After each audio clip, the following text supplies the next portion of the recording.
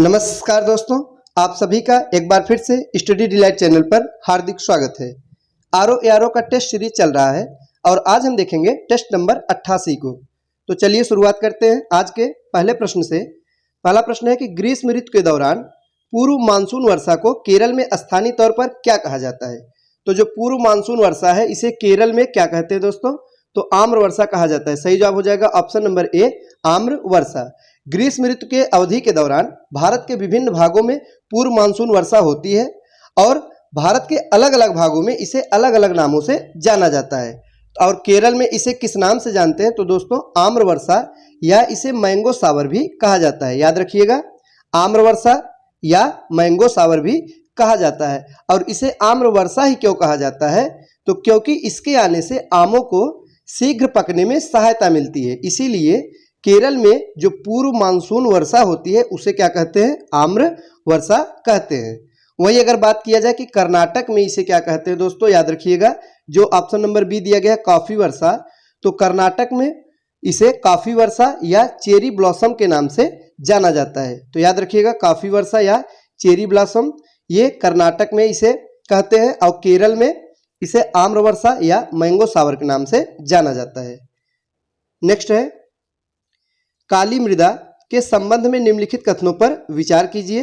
तो 3 कथन दिया गया है, तीनों कथन काली मृदा से संबंधित है। हमें बताना है कि कौन सा कथन इसमें से सही है।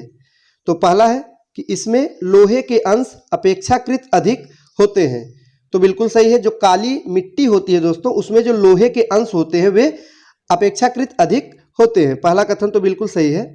दूसरा है कि इसका निर्माण बेसाल्टिक लावा के विखंडन से हुआ है, यह कथन भी सही है। तीसरा है कि इसे रेगूर कहा जाता है, तो दोस्तों यह भी बिल्कुल सही है। तो इस प्रकार से तीनों के तीनों कथन सही हो जाएंगे और सही जवाब होगा ऑप्शन नंबर डी, यानी 1, 2 और 3 जो तीनों कथन दिया गया है तीनों के तीनों कथन बिल्कुल सही हैं। तो दोस्तों इसे रेगूर भी कहा जाता है, यह परीक्षा में पूछा जाता है, याद रखिएगा, रेगूर काली मिट्टी को ही कहते हैं। नेक्स्ट है, निम्नलिखित में से कौन से भारत में सदाबहार वनों के प्रमुख क्षेत्र हैं? तो ऑप्शन ए यानी पहला कथन में है कि पश्चिमी घाट, दूसरा है हिमालय की तराई, तीसरा है असम के पर्वतीय क्षेत्र। पूछा जा रहा है कि कौन से भाग में सदाबहार वन प्रमुखता पाए जाते हैं। तो आइए देखते हैं इसका सही जवाब क्या होगा। सही जवाब होगा ऑप्शन नंबर डी, यानी कि तीनों क्षेत्र में दोस्तों, पश्चिमी घाट, हिमालय की तराई, असम के पर्वतीय क्षेत्र, इन तीनों जगहों पर पाए जाते हैं। सही जवाब है ऑप्शन नंबर डी। नेक्स्ट है, निम्नलिखित में से कौन सा बाघ रिजर्व यानी टाइगर रिजर्व कर्नाटक राज्य में अवस्थित नहीं है? तो बांदीपुर, यह तो कर्नाटक राज्य में स्थित है दोस्तों। जो ऑप्शन नंबर बी दिया गया सत्यमंगलम, तो यह कर्नाटक राज्य में स्थित नहीं है। तो सही जवाब होगा option number B, Sathyamangalam tiger reserve. यह कहाँ पे है? तो तमिलनाडु। यह भी याद रखिएगा, अगर परीक्षा में पूछा जाएगा कि सत्यमंगलम टाइगर रिजर्व कहाँ स्थित है, तो दोस्तों तमिलनाडु राज्य में स्थित है। बाकी नागरहोल, भद्रा और बांदीपुर ये तीनों कर्नाटक में हैं। तो इस प्रश्न का सही जवाब है ऑप्शन नंबर बी। नेक्स्ट है, भूकंप आने से पूर्व वायुमंडल में निम्नलिखित में से किस गैस की अधिकता हो जाती है? महत्वपूर्ण है दोस्तों। तो भूकंप आने से पहले वायुमंडल में किस गैस की अधिकता हो जाती है? सही जवाब है ऑप्शन नंबर बी, रेडान की। रेडान की अधिकता हो जाती है। तो दोस्तों याद रखिएगा, भूकंप आने से पहले वायुमंडल में रेडान गैस की अधिकता हो जाती है। और भूकंप से संबंधित एक प्रश्न पूछा जाता है कि भूकंप मूल किसे कहते हैं? तो जिस स्थान पर भूकंपी तरंगे उत्पन्न होती हैं उन्हें भूकंप मूल कहते हैं। तो याद रखिएगा दोस्तों, यह कई बार पूछा गया कि भूकंप मूल तो किसे कहते हैं? कि जिस स्थान पर भूकंप की जो तरंगे हैं वे उत्पन्न होती हैं तो उन्हें कहते हैं भूकंप मूल। नेक्स्ट है,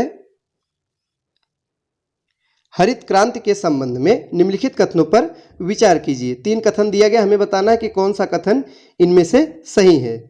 तो आइए देखते हैं। पहला कथन है कि इस समय भारत की प्रधानमंत्री इंदिरा गांधी थी। तो किस समय?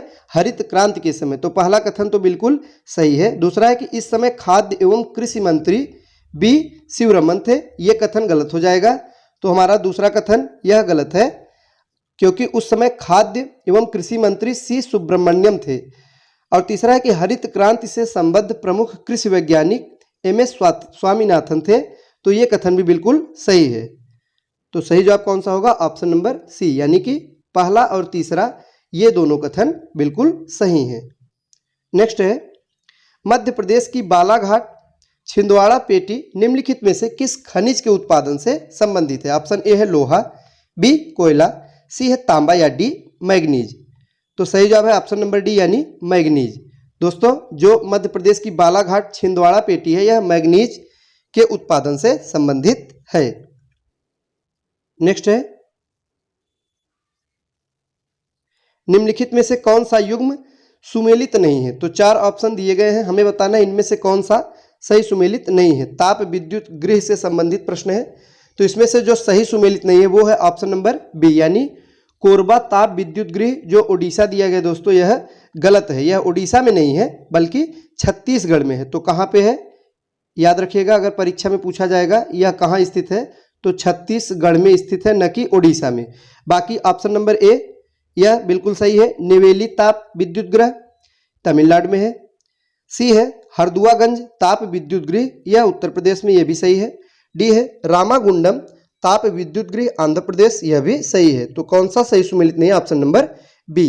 तो कोरबा कहाँ है दोस्तों? छत्तीसगढ़। नेक्स्ट है, द्वितीय पंचवर्षीय योजना काल में निम्नलिखित में से कहां पर एक लौह इस्पात कारखाने की स्थापना नहीं की गई थी? तो दोस्तों, हमें बताना है कि किस स्थान पर लौह इस्पात कारखाने की स्थापना नहीं किया गया था। तो वो स्थान है बोकारो। सही जवाब है ऑप्शन नंबर ए बोकारो। दोस्तों, दुर्गापुर, भिलाई और राउरकेला में लौह इस्पात कारखाने की स्थापना की गई थी, बोकारो में नहीं किया गया था। नेक्स्ट है, भारत की जनगणना 2011 के संबंध में निम्नलिखित कथनों पर विचार कीजिए। दोस्तों, 3 कथन है, हमें बताना है इनमें से कौन सा कथन सही है। तो आइए देखते हैं। पहला है कि इस बार की जनगणना यानी 2011 की जनगणना का स्लोगन हमारी जनगणना हमारा भविष्य था, बिल्कुल सही है। दूसरा है यह स्वतंत्रता के बाद की 7वीं जनगणना है, तो यह कथन भी बिल्कुल सही है। जो 2011 की जनगणना हुई थी वो स्वतंत्रता के पश्चात 7वीं जनगणना थी। नेक्स्ट है कि जनगणना कार्य हेतु भारत के जनगणना आयुक्त डॉक्टर सी चंद्रमौली हैं, यह भी सही है। इस प्रकार से तीनों के तीनों कथन बिल्कुल सही हो जाएंगे और सही जवाब होगा ऑप्शन नंबर डी। नेक्स्ट है, भारतीय संविधान में राष्ट्रपति के चुनाव की प्रक्रिया किस देश के संविधान से ली गई है? महत्वपूर्ण है दोस्तों।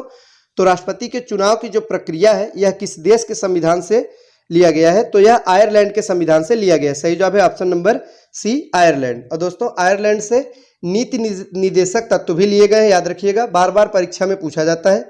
तो नीति निदेशक तत्व आयरलैंड और इसके साथ ही साथ राष्ट्रपति के चुनाव की प्रक्रिया भी आयरलैंड के संविधान से लिया गया है।